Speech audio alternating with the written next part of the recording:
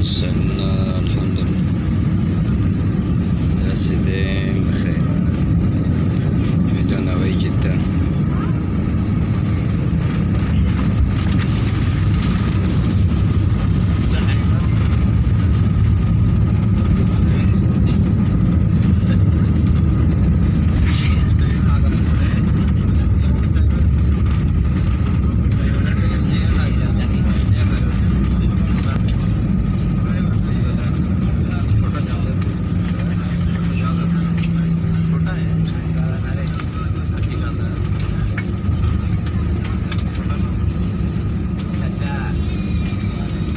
خمس دقائق صباحا ندرس حالة خارجية 36 درجة مئوية.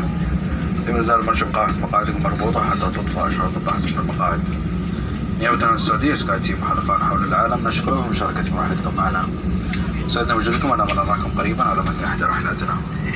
نرجو التأكد من اصطحاب جميع أمتعتكم الشخصية قبل مغادرة الطائرة. نتمنى لكم طيب الإقامة وسعدنا نراكم قريبا على إحدى رحلات السعودية واتحاد سكاي تيم، وشكرا. Dear guests, welcome to King Abdulaziz International Airport in Jeddah. The local time is 5 minutes past 11 in the morning. The outside temperature is 36 degrees centigrade. We ask you to keep your seatbelt fastened until the sun has switched off. On behalf of Saudi, Sky Team and global partners, thank you for sharing your journey with us. We have enjoyed having you aboard and hope to see you again. Please ensure to take all your belongings with you before leaving the aircraft. Thank you.